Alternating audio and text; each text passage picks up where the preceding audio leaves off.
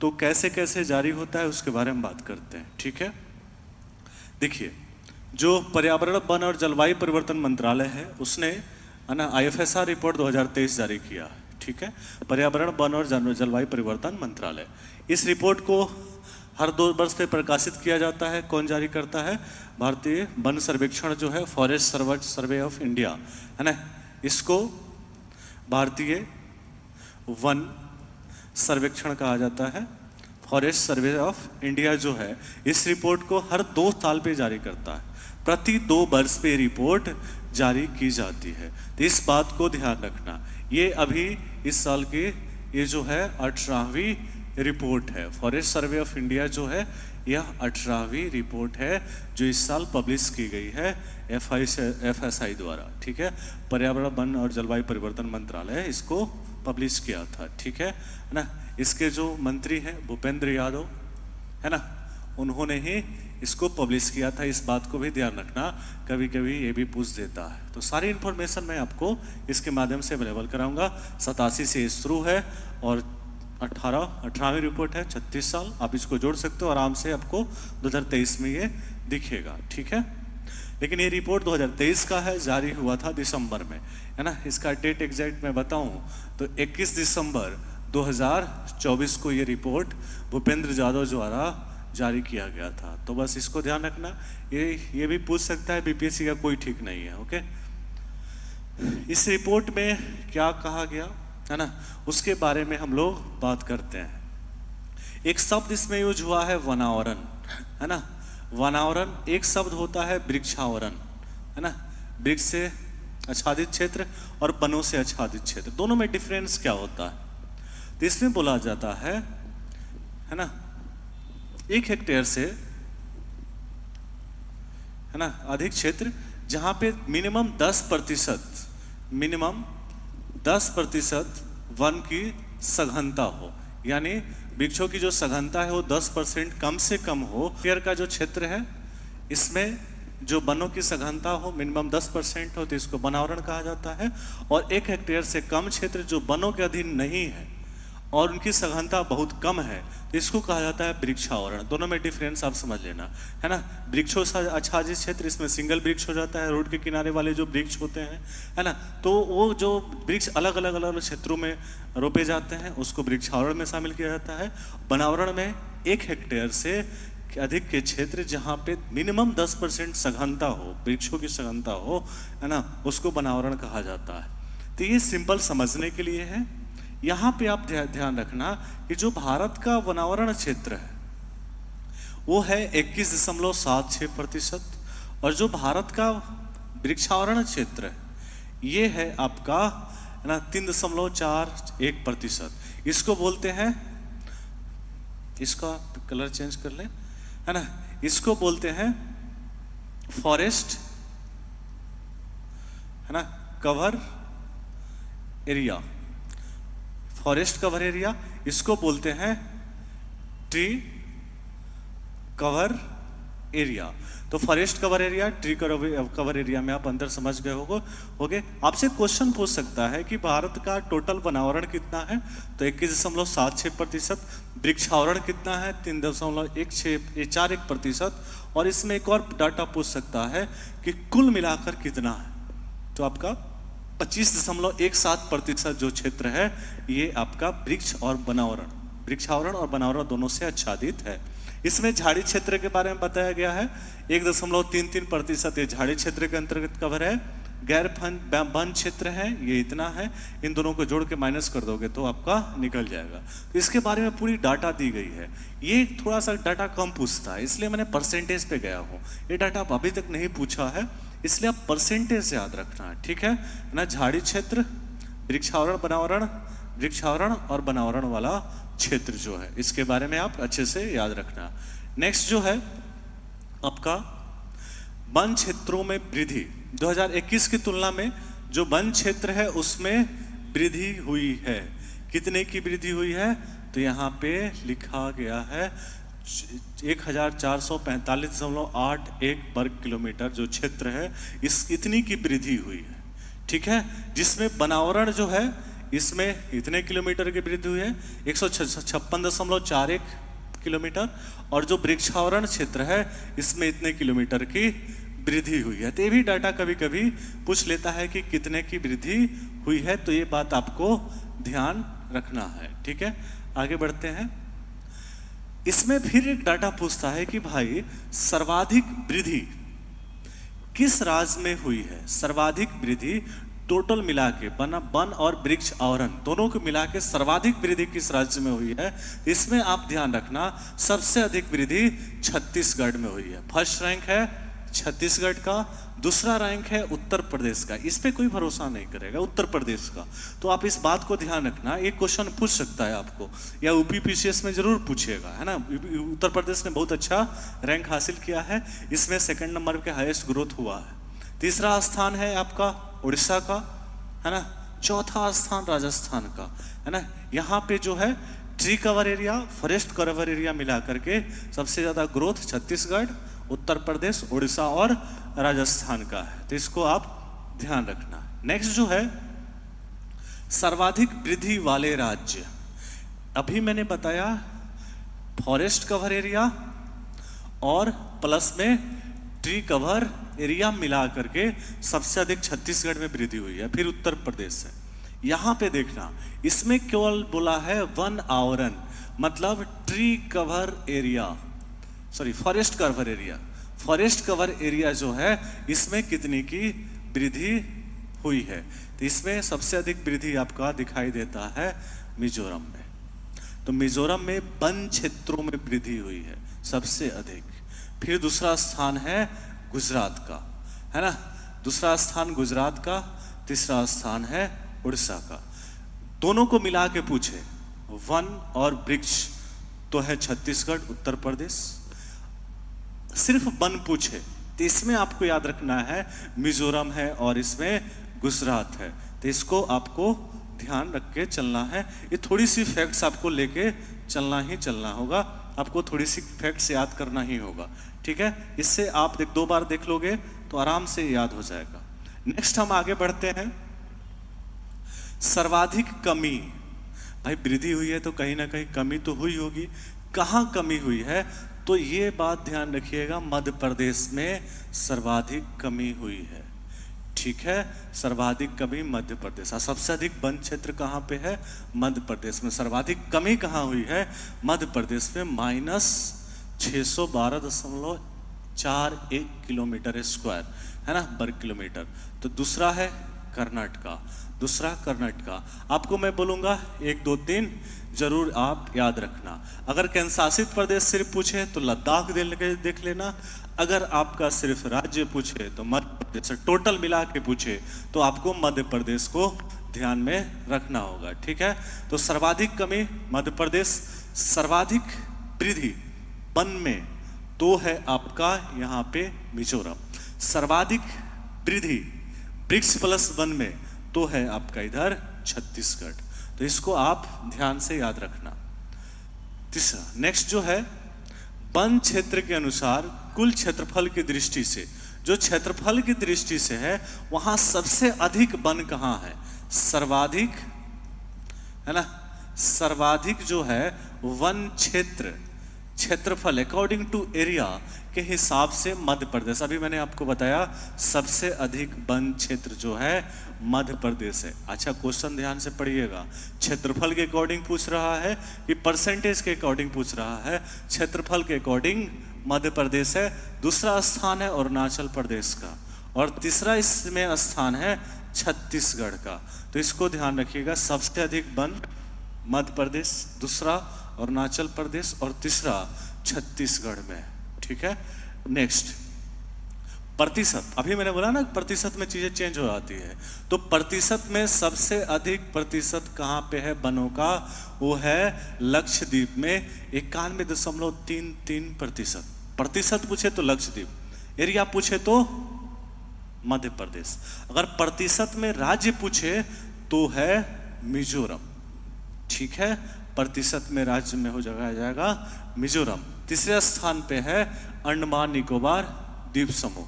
तो प्रतिशत के अनुसार, है ना, सबसे अधिक लक्षद्वीप में वन है ना। राज्य में मिजोरम दूसरे स्थान पे, ऐसे टोटल मिला के है ना मिजोरम स्थान पे, ठीक है। भारत के बारे में बताया गया है कि भारत के 19 ऐसे राज्य और केंद्रशासित प्रदेश हैं जहां पे जो है 33% से अधिक वन क्षेत्र है। ये डायरेक्ट क्वेश्चन आपसे पूछ सकता है ना, डायरेक्ट क्वेश्चन आपसे यहां से पूछ सकता है कि भारत के कितने राज्यों में, क्योंकि 33% हमारा एक माइलस्टोन है ना, जो हमारा जो वन नीति है, वन नीति के अनुसार हम 33% का अपना लक्ष्य रखे हुए हैं कि हमारा टोटल एरिया का 33% वन होना चाहिए। इससे क्या होगा कि हमारे जो क्लाइमेट है इस पे जो इसका असर ज़्यादा नहीं होगा, क्लाइमेट चेंज का, ग्लोबल वार्मिंग का, हमारा जो वातावरण है ये शुद्ध रहेगा, पर्यावरण हमारा अनुकूल रहेगा। तो 33% से अधिक वन क्षेत्र 19 राज्य और केंद्रशासित प्रदेशों को मिलाकर है। भारत के 8 राज्य और केंद्रशासित प्रदेश ऐसे हैं जहां 75% से अधिक वन है। ये भी बात ध्यान रखना, 75% से अधिक वन वाले जो क्षेत्र हैं वो 8 हैं, 8 राज्य हैं, है ना। यहाँ पे नाम लिखा होगा मिजोरम, लक्षद्वीप, अंडमान निकोबार, अरुणाचल प्रदेश, नागालैंड, मेघालय, त्रिपुरा और मणिपुर, है ना। ये जो है आपका 8 ऐसे केंद्रशासित प्रदेश और राज्य हैं जहां वन क्षेत्र 75% से अधिक है। तो इस बात को ध्यान रखिएगा।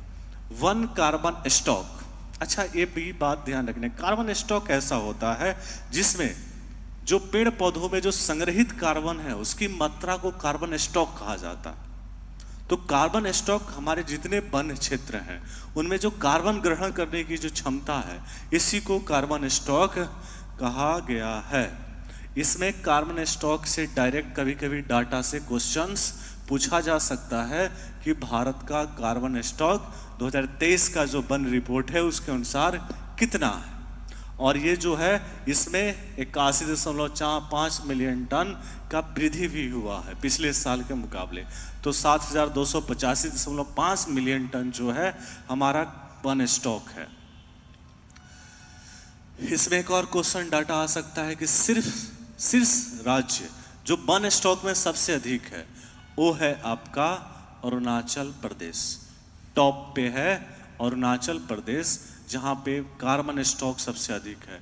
दूसरे स्थान पे है मध्य प्रदेश, तीसरे स्थान पे है छत्तीसगढ़, चौथे स्थान पे है महाराष्ट्र। तो इस बात को आप ध्यान रखिएगा। 1 2 3 वन कार्बन स्टॉक के मामले में अरुणाचल प्रदेश सबसे अधिक है, ठीक है। नेक्स्ट, भारत का कुल कार्बन स्टॉक जो CO2 के समतुल्य माना गया है इतना अरब टन है। CO2 के समतुल्य जो है कार्बन स्टॉक के फायदे क्या होते हैं? तो एक आपने शब्द सुना होगा कार्बन क्रेडिट, है ना। जितना हमारे पास कार्बन स्टॉक होगा उतना ही हमारा कार्बन क्रेडिट होगा। और एक कार्बन क्रेडिट का शब्द एक यूज होता है कार्बन ट्रेडिंग। इसका व्यापार किया जाता है, मतलब जो आपके पास स्टॉक है आप उसको बेच सकते हो और इस व्यापार करके आप इससे पैसा कमा सकते हो। तो जितना आपके पास कार्बन क्रेडिट होगा उतना ही आप उसको बेच के पैसा कमा सकते हो। भारत जो है 2005 के आधार वर्ष से 2.29 अरब टन अधिक है। मतलब भारत ने एक सेट किया था अपना कि हम जो 2005 का आधार वर्ष है उससे हम लगभग 2030 तक 2.5 से 3 अरब टन ज़्यादा कार्बन स्टॉक बना लेंगे। उसमें भारत लगभग 2.99 अरब टन का कार्बन स्टॉक का लक्ष्य हासिल कर चुका है। टारगेट था 2.5 से 3, 2.29 हम प्राप्त कर चुके हैं, बस थोड़ा सा कम है, हम लक्ष्य को प्राप्त कर लेंगे। तो इससे क्या होगा, हम इसका कार्बन ट्रेडिंग भी कर सकते हैं। तो इसको आप ध्यान रखिएगा। नेक्स्ट जो है क्षेत्रीय प्रदर्शन के बारे में भी बताया गया है ना। पश्चिमी घाट पारिस्थितिकी जो क्षेत्र है ना, वहाँ पे इतना किलोमीटर वन क्षेत्र है, ठीक है। और बनावरण क्षेत्र जो है इतना किलोमीटर है। तो ये आपका उतना इम्पोर्टेंट डाटा नहीं है, फिर भी आपको इसमें रिपोर्ट में दिया गया था तो आप इसको देख सकते हो। बनावरण क्षेत्र जो है लगभग इतना है, वृक्षावरण प्लस बनावरण जो क्षेत्र है ये इतना है। इसके बारे में ठीक है। पूर्वोत्तर क्षेत्र के बारे में बताया गया है, इसमें इतना वर्ग किलोमीटर क्षेत्र है और कुल क्षेत्रफल का लगभग 67% है, तो इतना इम्पोर्टेंट है नहीं। नेक्स्ट है मैंग्रोव आवरण। मैंग्रोव वन आप समझते हो कि जो समुद्री किनारे अब पाए जाने वाले जो वन क्षेत्र होते हैं उन्हें मैंग्रोव कहा जाता है ना। मैंग्रोव पाया जाता है, मैंग्रोव कहा जाता है। जैसे आपने सुंदरबन का नाम सुना होगा, है ना। तो मैंग्रोव वन होते हैं जो क्या करते हैं कि जो हमारी तट हैं उनको चक्रवात सुनामी जैसे आपदाओं से सुरक्षा प्रदान करते हैं। मैंग्रोव वन बहुत सघन होते हैं और मैंग्रोव में अभी इस साल का रिपोर्ट थोड़ा सा मायूस करने वाला है, क्योंककि मैंग्रोव वन क्षेत्र में कमी आई है। कितने किलोमीटर स्क्वायर की कमी आई है? तो 2021 के मुकाबले 7.43 वर्ग किलोमीटर की कमी इसमें आई है। कमी किस वजह से आई है? क्योंकि कमी यहाँ पे गुजरात में आई थी। मैंग्रोव वनों का नुकसान हुआ होगा, उनका अवैध तरीके से कटाई हुआ होगा, या कोई आपका प्रोजेक्ट विकास वाला प्रोजेक्ट शुरू किया जाता है। मैंग्रोव की क्षति ऐसे ही होती है कि मैंग्रोव वन को काट दिया गया या कोई वहाँ डेवलपमेंट का कार्य शुरू हो गया होगा, इसी वजह से उसमें कमी आई होगी, है ना। इस मैंग्रोव वन में जो है कमी गुजरात में आया, लेकिन इसमें कुछ राज्यों में वृद्धि हुई है ना। तो है आंध्र प्रदेश, दूसरा है आपका महाराष्ट्र। आंध्र प्रदेश में वृद्धि हुई है, महाराष्ट्र में वृद्धि हुई है और उसमें कमी हुई है आपका गुजरात में। तो इस बात को आप ध्यान रखिएगा। जो है मैंग्रोव वन तटीय एरिया में पाए जाते हैं, है ना, तटीय राज्यों में ये पाए जाते हैं, और इसके बारे में है कि इसमें कमी आई है। जो टोटल मैंग्रोव वन क्षेत्र है हमारा, वो है आपका 4,991.68 वर्ग किलोमीटर। एक और ध्यान रखिएगा, ये जो 68 है कभी कभी ये इसमें भी चेंज कर देता है बीपीएससी, तो एग्जैक्ट इस फिगर को याद रखना है, ठीक है। और ये टोटल भौगोलिक क्षेत्रफल का कितना परसेंट मैंग्रोव है? तो ये है 0.15%, है ना। टोटल हमारे देश के भौगोलिक क्षेत्रफल का 0.15% जो क्षेत्र है वो मैंग्रोव क्षेत्र है। कुल मैंग्रोव क्षेत्र कितने वर्ग किलोमीटर में फैला हुआ है? 4,991.68 वर्ग किलोमीटर। कितने वर्ग किलोमीटर की कमी आई है? 7.43 वर्ग किलोमीटर की कमी आई है। सबसे अधिक कमी कहाँ पे आई है? तो कमी गुजरात में आई है। वृद्धि कहाँ हुई है? तो महाराष्ट्र और आंध्र प्रदेश में वृद्धि हुई है। मैंग्रोव के बारे में यहाँ बताया गया है कि भारत में मैंग्रोव कवर प्रतिशत में सबसे अधिक कहाँ है? तो मैंग्रोव कवर प्रतिशत में है आपका पश्चिम बंगाल में, ठीक है, इसको ध्यान रखना। दूसरे स्थान पे है गुजरात, है ना। तीसरा, बाकी ये पूरा डाटा इसमें दिया हुआ है। 12 राज्यों और केंद्र शासित प्रदेशों में हमारे यहाँ मैंग्रोव पाए जाते हैं, ठीक है, जिसमें आप देख सकते हो अंडमान निकोबार द्वीप समूह, और इसमें आपको होगा अंडमान निकोबार द्वीप समूह, दादर नगर हवेली, ये यूटीज है, यहाँ पे आपके क्षेत्र, है ना, मैंग्रोव पाए जाते हैं। एक और इस रिपोर्ट में बात कहा गया वनाग्नि, जो वाइल्ड फायर है ना, जो वनों की आग है, इससे भी संबंधित रिपोर्ट जारी किए गए हैं। तो सर्वाधिक घटनाएं जो वनों की आग लगने वाली जो सर्वाधिक घटनाएं हैं वो सबसे अधिक उत्तराखंड में हुई है ना। तो उत्तराखंड पहले स्थान पे, उड़ीसा दूसरे स्थान पे और छत्तीसगढ़ तीसरे स्थान पे। तो सबसे अधिक वनों में आग कहाँ लगा? उत्तराखंड में। दूसरा स्थान है उड़ीसा का और तीसरा है छत्तीसगढ़ का। वनों की आग की घटनाएं कभी कभी प्राकृतिक होती है और कभी कभी मानव निर्मित भी होती है। प्राकृतिक मतलब कोई चट्टान गिरा, खिसक गया, चिंगारी उत्पन्न हुई, उससे आग लग गई। मानव का मतलब कोई पर्यटक जाते हैं वहाँ पे सिगरेट उगरेट पी के छोड़ देते हैं, उस वजह से भी आग लग जाती है। तो बहुत सारे कारण हो सकते हैं, वो मेंस का पार्ट है। मेन आपको यहाँ पे फॉरेस्ट रिपोर्ट में ये बात बताई गई है, इसको ध्यान रखिएगा। वन सर्वेक्षण भारत, है ना। अच्छा, फॉरेस्ट सर्वे ऑफ इंडिया जो है, फॉरेस्ट सर्वे ऑफ, है ना, इंडिया जो है, उसके बारे में जो ये रिपोर्ट जारी करता है, पर्यावरण वन मंत्रालय को देता है, पर्यावरण वन मंत्रालय इसको जारी करता है, मंत्री जारी करते हैं। इसकी स्थापना 1 जून 1981 को हुई थी, है ना। इसका मुख्यालय देहरादून में है। इसके क्षेत्रीय कार्यालय हैं शिमला, नागपुर, कोलकाता और बेंगलुरु में, है ना।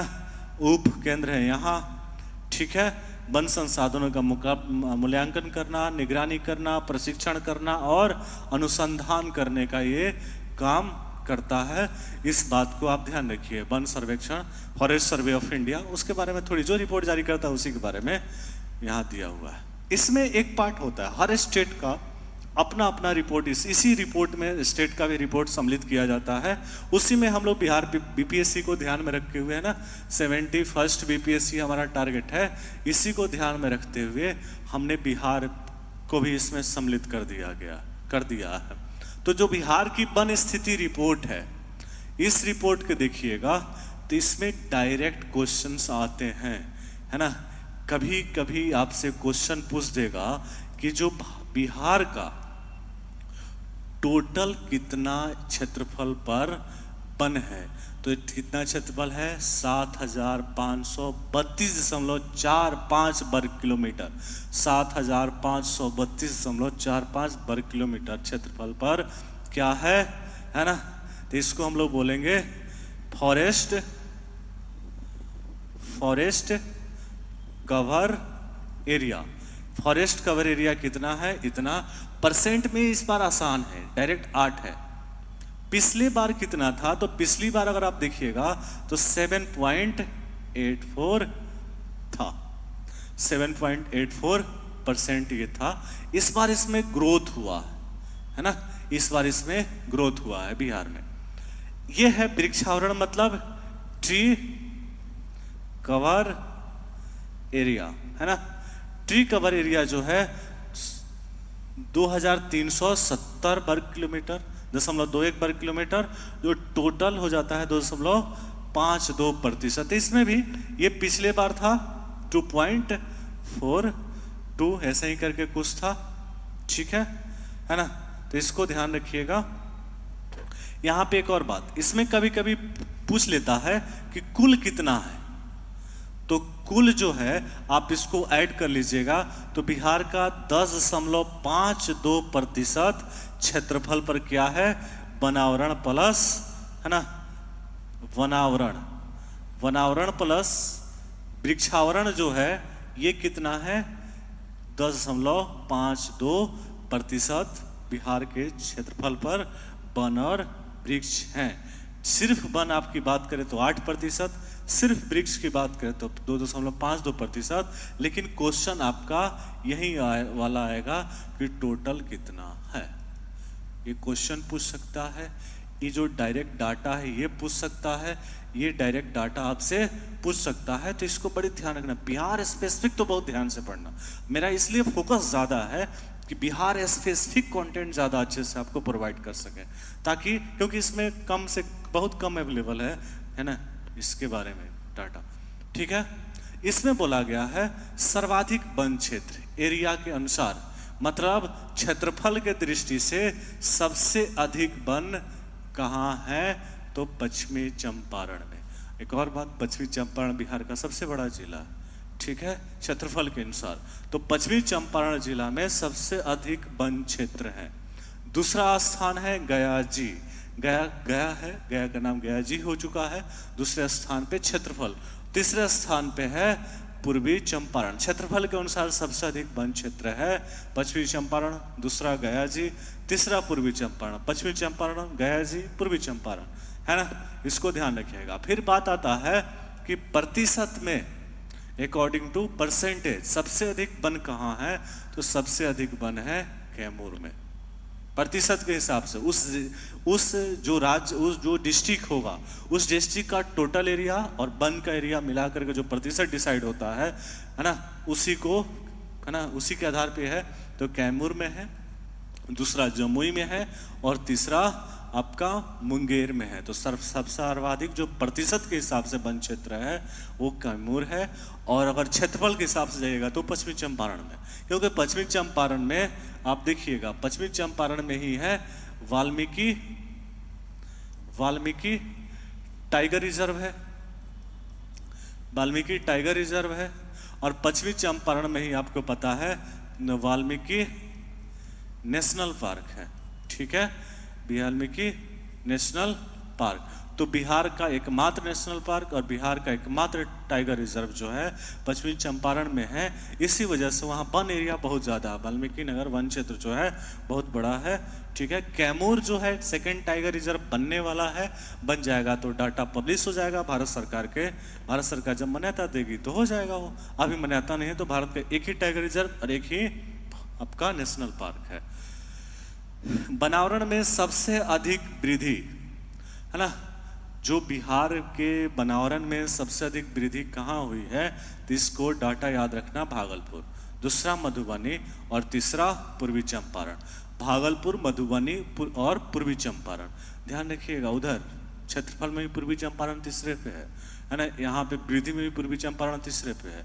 यहाँ फर्स्ट कौन है, भागलपुर है, इसको ध्यान रखना है ना। भागलपुर फर्स्ट है, दूसरा मधुबनी है, तो सबसे अधिक वृद्धि यहीं पे हुई है। बनावरण में सबसे अधिक कमी कहाँ आई है, तो सबसे अधिक कमी कैमूर में आई है। और कैमूर एक और किस लिए जाना जाता है, सबसे अधिक प्रतिशत वाला जिला है ना, वनों के हिसाब से, तो कमी भी वहीं और सबसे अधिक प्रतिशत वाला जिला। ठीक है, दूसरा है नवादा और तीसरा है बेगूसराय। तो इसको आप ध्यान रखना।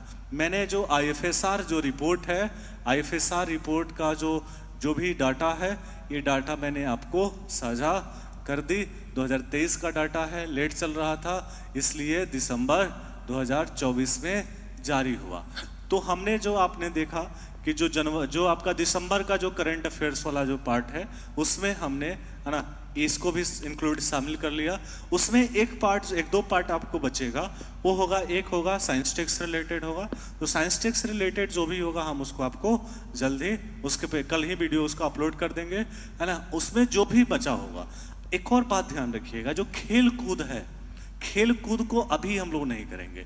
लास्ट के 4-5 क्लास में पूरे खेल कूद का जो भी इंपॉर्टेंट होगा, देखिए हजारों खेल होते रहते हैं, हजारों आयोजन होते रहते हैं, सैकड़ों आयोजन है, हजारों लोग जीतते रहता है।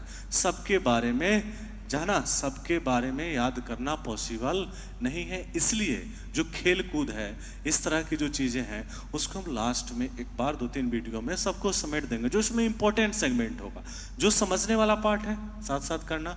आप क्या करना, जो खेल कूद वाला जो पोर्शन है, वो थोड़ा बहुत जो प्रोफेशन की मैगजीन अपलोड की गई है, जो अपलोड नहीं वो भी अपलोड हो जाएगी, उसको थोड़ा बहुत देखते रहना। लास्ट में हम उसको देखेंगे, पहले हम लोग ऐसे ऐसे करके आगे बढ़ते हैं। तो आज के लिए हमारा क्लास इतना ही होगा। कल हम लोग मिलते हैं। इसका जो साइंस टेक वाला पोर्शन दिसंबर का है, और भी जो भी छोटा हुआ पोर्शन है, इसको लेकर के हम लोग कल मिलते हैं। कल दिसंबर कंप्लीट करते हैं, फिर परसों से हम लोग जनवरी पे आ जाएंगे। तो 6 क्लास मैंने बोला ही था है ना। आप अगर देखिएगा तो 5वां क्लास है, अगर टोटल देखिएगा क्लास वाइज। एक दिन तो मैंने क्वेश्चन आंसर सेशन पहले दिन किया था, तो छठा क्लास में हम लोग कंप्लीट कर लेंगे। तो 6 क्लास करके 8 महीना में 48 क्लास जो है हमारा होगा है ना। तो उसमें हमारा आराम से करंट अफेयर्स कवर हो जाएगा। आप लोग पढ़ते रहिए, मेहनत करते रहिए, रिविज़न करते रहिए है ना। बाकी आपका है ना, ऑल द बेस्ट, अच्छे से पढ़ाई करो। आज के लिए इतना ही, थैंक यू।